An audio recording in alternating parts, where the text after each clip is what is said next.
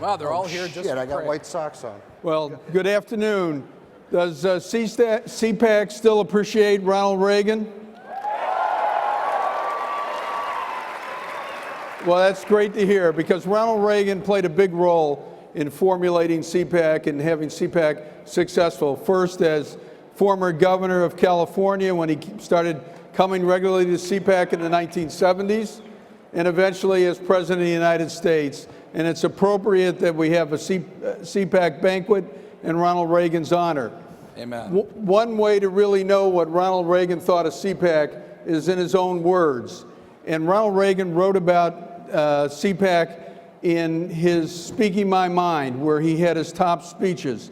A couple of them at least were from CPAC, or two CPAC audiences, particularly the one in 1981 and again in 1985. And when Ronald Reagan wrote about those speeches, this is what he said about a CPAC audience.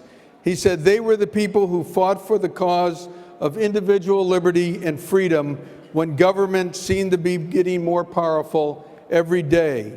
They were the people who persevered, and I can't tell you how much I admire them for their tenacity and their hope. We were often ridiculed and usually dismissed. Such treatment only strengthened our ideals and our resolve." And interesting, before his printed copy of the 1985 CPAC speech, Ronald Reagan said, "These friends were the base of everything I was trying to do." He said he could this speech to CPAC, he said for him, could actually serve as the inaugural address to his second term. Of course, as you recall, it was a very cold day and he didn't give a traditional inaugural address. So that's how much CPAC meant to Ronald Reagan. We have a tremendous panel here today of Reagan experts. Each is a Reagan scholar in his own right. Each has books in the New York Times bestseller authors, and all of them have tremendous insights into Ronald Reagan. All of them have multiple books on Ronald Reagan. Let me introduce them from my left to your right. Peter Schweitzer is currently the president of the Government Accountability Institute. I should have that right, as the director. Right. Yep. His books include Victory, Reagan's War, Grinning with the Gipper, and he's written a couple books with Cap Weinberger. In the middle seat is Craig Shirley, who is the founder of Shirley and Bannister. He is the Reagan Scholar at Eureka College, Ronald Reagan's college, as well as a trustee at Eureka. His books, he has a number of books, include Reagan's Revolution, Rendezvous with Destiny, and Last Act, The Final Years and the Emerging Legacy of Ronald Reagan. And Dr. Paul Kengor is the professor of political science at Grove City. That's your groupies, Paul. Hi, they're here. Not surprised he's already known by our audience. He is the author of God and Ronald Reagan, The Crusader, Ronald Reagan and the Fall of Communism, a book closely related to Ronald Reagan, The Judge on Bill Clark, and of course 11 Principles of a Reagan Conservative. And I would be remiss if I didn't mention that Peter Schweitzer and Paul Kengor also cooperated on a book, The Reagan Presidency, Assessing the Man and His Legacy. So we truly have an outstanding panel of individuals to give us their perspective on Ronald Reagan. What I'd like to do is ask them each to share with us what they think is the most important Reagan principle for today's day, today's age. And we'll begin with Peter, Craig, and then Paul. Well, I think probably the principle, or I would say the character Reagan quality that I think is most important was Reagan's fearlessness. And that's not just in terms of principles and ideas, but also his physical courage. There's a story that Lynn Nofziger, his aide, told us, which is actually, of course, in Reagan's way humorous, about when Reagan was governor of California. He was visiting the University of California at Berkeley, and there were very aggressive, violent protesters outside, and security wanted to take Reagan behind the back of the building. And Reagan said, "No, I'm going to go out to the front." And so as Nofziger tells the story, they're kind of walking out there and the crowd is chanting, "Make love, not war, make love, not war." And Lynn Nofziger said, "You know, Governor, I'm a little bit nervous here." And Reagan says, don't worry about it. They keep walking. There's the whiff of marijuana in the air. And the crowd chants, make love, not war, make love, not war. They're sort of closing in on Reagan. Lynn Nofziger's getting worried, and Reagan says, don't worry about it. And they're screaming, make love, not war, make love, not war. Nofziger was nervous. Reagan calmly turned to him and said, Lynn, don't worry about it. They don't look like they're capable of doing either one. That's kind of the kind of coolness under fire that I think Reagan exhibited, and I think that's a very important quality today. Sounds like you would have fit into last night's presidential debate. Exactly. Craig. That time in high school physics when I didn't fall asleep, I remember the professor saying that power can neither be destroyed nor created, it can only be moved around. And Reagan was, in many ways, a child of the Enlightenment. He didn't believe that man was at the center of the universe, but he believed in a God-inspired individual, and thus he was very much infused by the American Revolution. And ultimately, he believed in the individual. And the individual is more important than the state. The spiritual individual is more important than the state. And if you look at all of his speeches at CPAC, you look at all of his radio commentaries, you look at his speeches as president, as a matter of fact, it was at CPAC here in 1982, I believe, and he was making the case for his tax cuts. And he said, that yes, they're about the economy, and they're about getting the economy moving, but the tax cuts are really about moving power and authority away from the state and toward the individual. Now, one, that's a very profound thought. And two is that, who talks like that anymore? Who understands that the allocation of power, the way it was intended by the framers and the founders, was not to be concentrated in Washington, but instead among the many and various individuals and states and localities. So I think ultimately Reagan was far more intellectual. And I'm glad you told that story because I tell that too. And I make the case, I think sometimes we've almost over-intellectualized Reagan to getting to the point where we're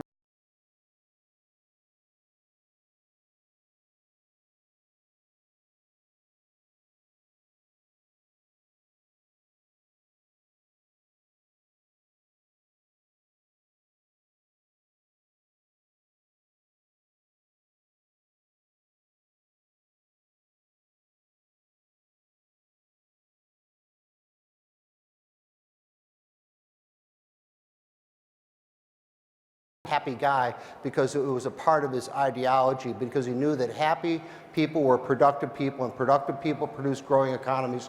Growing economies produce the money to buy the material, to build up the military, to then go on and defeat an evil empire. So he knew that it all started with the individual.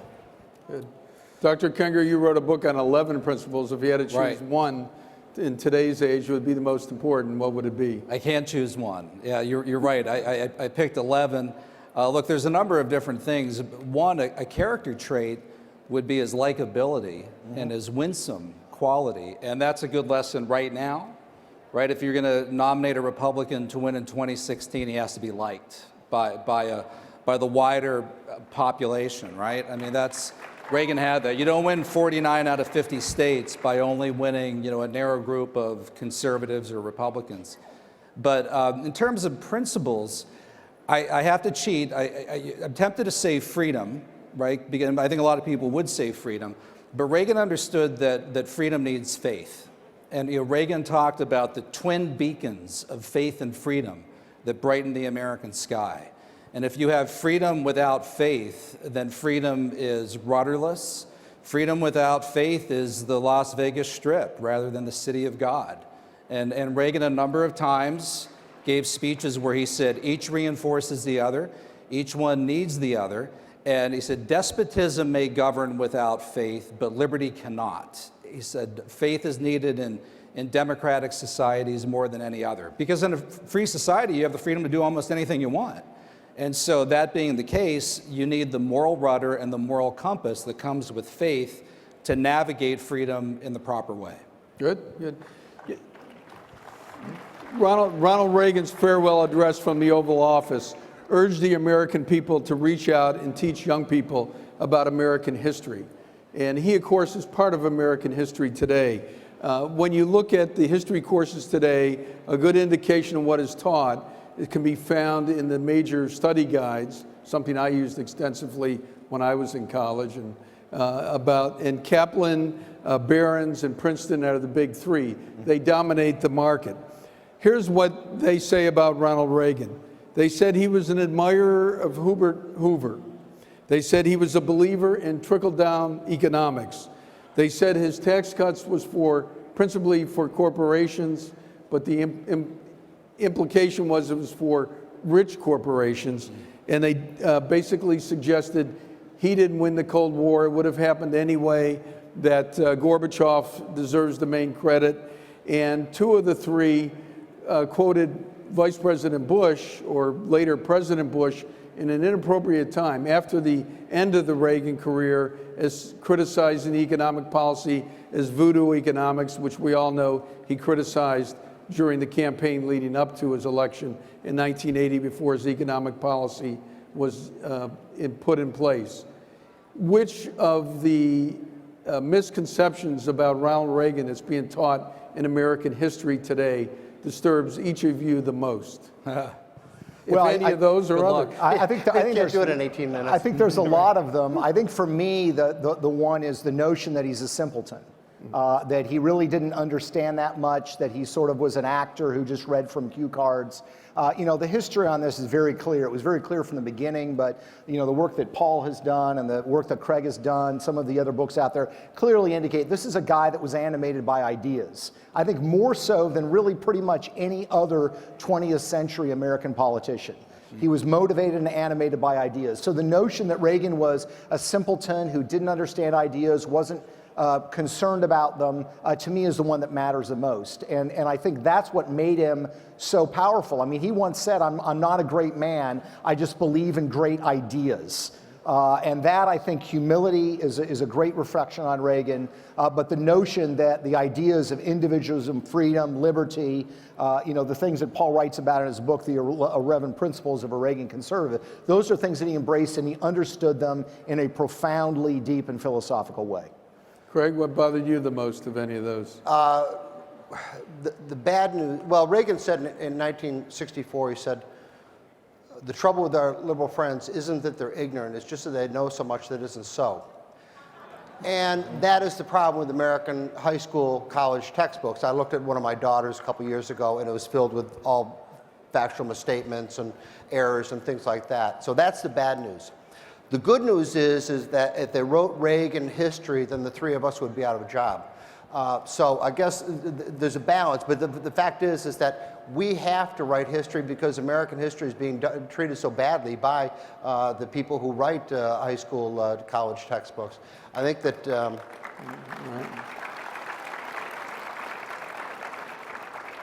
But Peter is right. Is that if you go through his radio commentaries, if you go through his columns, which, by the way, he wrote all of his radio commentaries, 999 of them, 1,006 of them.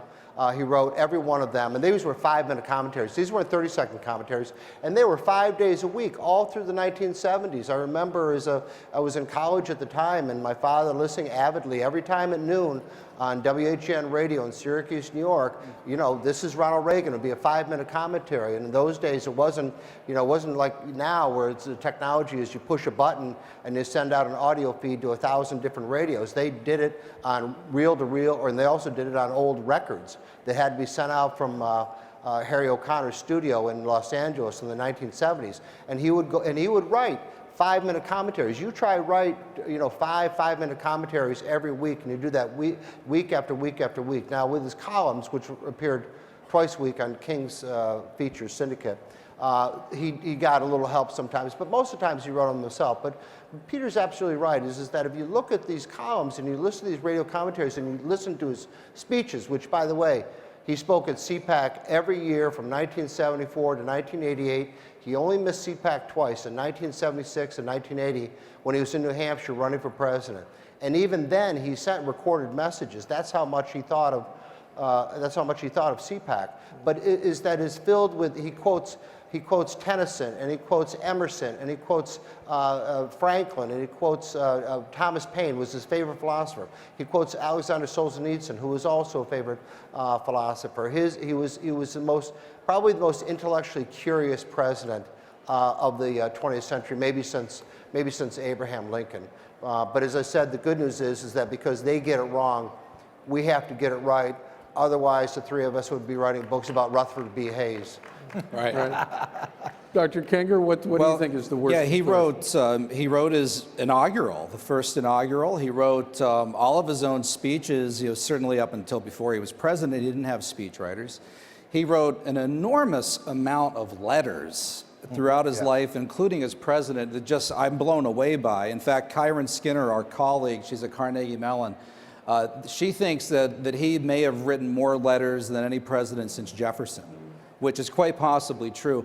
And we've been through this. I've sat in the Reagan Library and just tried to, because some of the real gems that you find out about Reagan are in letters to, Ruth Wilson of Coeur d'Alene, Idaho. Somebody, not the letters to Brezhnev or Thatcher or John Paul II, people. So I've tried to sit there in the Reagan Library and just read through, let's say, a year of them. Right. And I would get through 2 or 3 months. There's just that many.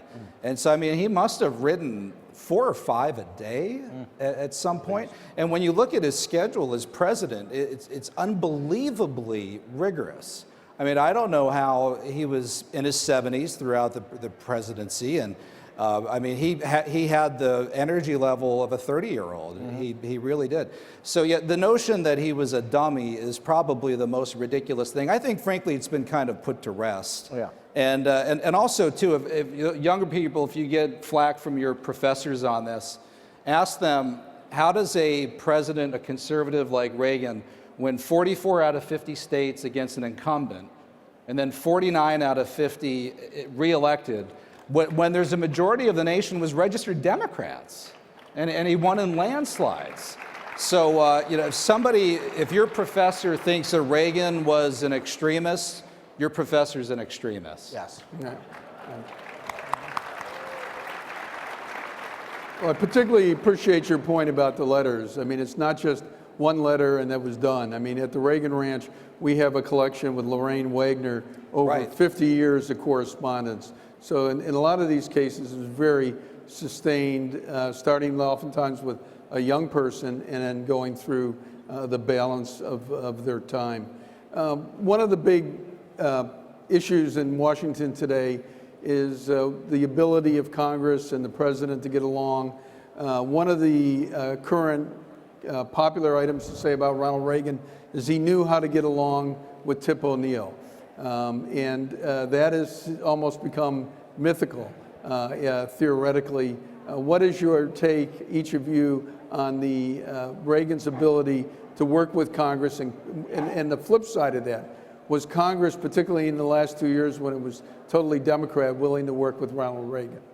I think that's a great point. I do think the Democratic Party in the 1980s, you had this strange creature called a conservative Democrat that was willing to work with Reagan. I think you don't have that today. But I do think that Reagan had an ability to stick to his principles and still get along personally with his opponent. And the example I would give is not Congress, but during the Cold War with Mikhail Gorbachev. Gorbachev and Reagan got along very well, but if you look at the transcripts of when they met at these summit meetings, Reagan would look at Gorbachev with a smile and say, "Let me tell you, General Secretary, why we despise your system." He had those kinds of conversations. So I think the key formulation from Reagan is he did not compromise on his principles. He recognized that sometimes he had to compromise on policies to get them done. But I think he also had the ability to get along with people that he didn't necessarily agree with, which I think is a character quality that you don't see in the White House today. It's huge. By the way, before we failed to mention the diaries. And the diaries are also very, very important. Reagan wrote them for 8 years religiously every night, and they were released in the last couple of years. And it's just a treasure trove of information about people, places, But also, it was a lot of humor in there. You know, he had a bad meeting with, there was a senator from Connecticut, Lowell Weicker, who was a very liberal Republican.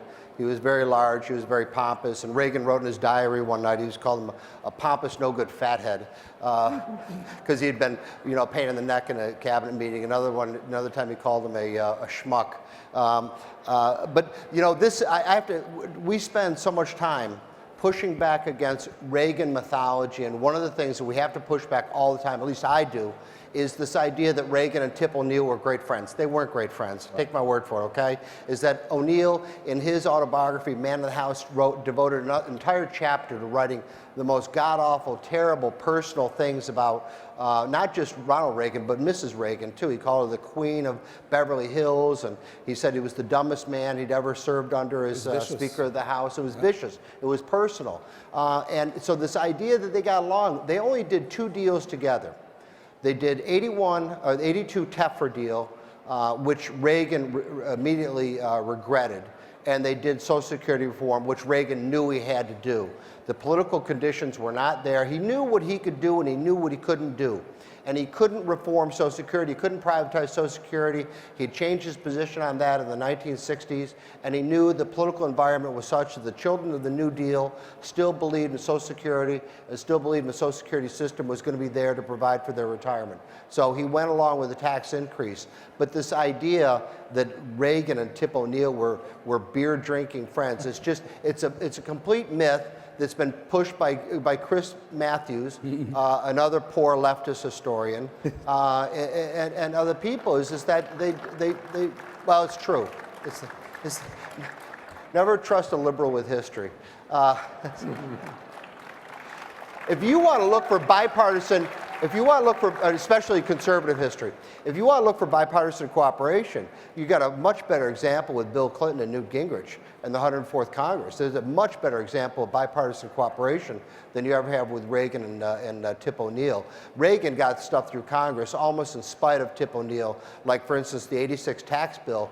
O'Neill was retiring. He did it mostly with Dan Rostenkowski, who was then chairman of the House Ways and Means Committee, and, as Peter mentioned, the Boll-Weevil Democrats, who got it through the House of Representatives. He didn't get it because of any great love and affection between himself and Tip O'Neill. Paul, what was your take on that? Well, you know, Reagan was incredibly charitable to people that he disagreed with, and you know that's really something that again candidates today can learn from.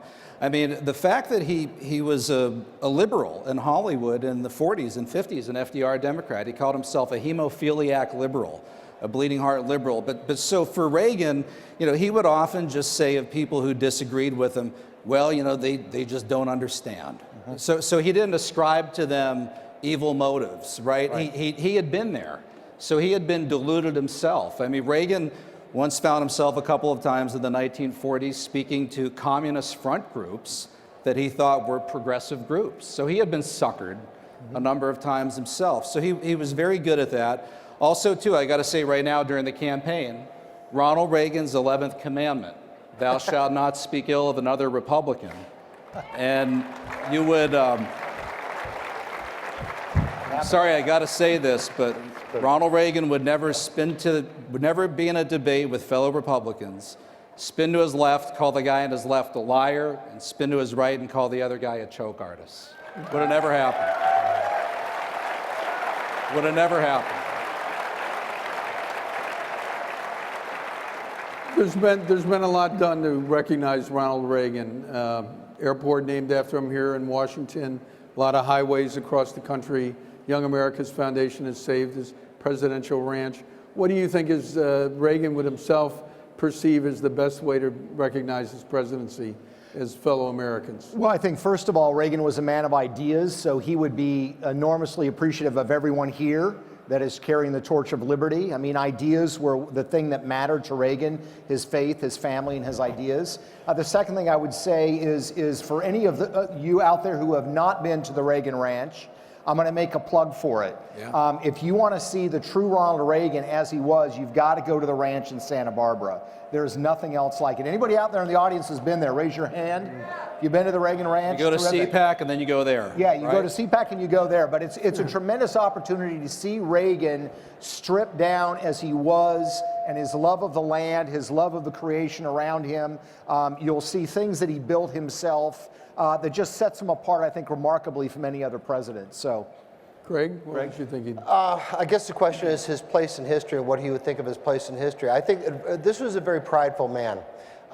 John Patrick Diggins, who was a liberal historian and a friend of ours, passed away several years ago. In many ways, he was the official chronicler of the American left in the 20th century. He wrote books about the American labor movement and civil rights movement. But his last book is called Ronald Reagan, Fate, Freedom, and the Making of History. And in this book, this liberal professor comes to the conclusion that Ronald Reagan is one of our 4 greatest presidents. Because like Washington, Lincoln, and Franklin Roosevelt, he saved or freed many, many people, which I think is ultimately the best test of an American president. But I think we have to go to Reagan himself. He said in his farewell address, he felt that not only the economic vitality, but also the restoration of American spirit were two of his greatest legacies as far as his presidency. But don't get this idea that Reagan was humble, but he was also very, very prideful. I remember in 1992, I was in Houston at the Republican convention, and the Democratic convention had just taken place, and the Democrats were trying to take credit for the fall of communism. And Reagan, in addressing the crowd, says at one point, he says, "Who exactly do they mean by we?" Because he really, he believed, he never said, it was George McGovern who said he would crawl on his hands and knees to Hanoi for peace. Those words would never be uttered from Ronald Reagan's mouth, ever. He believed that the Soviets were evil. He believed that the United States was good, and that good must defeat evil. But he also believed that he was destined. He believed that he was a very prideful man. So don't think this false modesty is silly.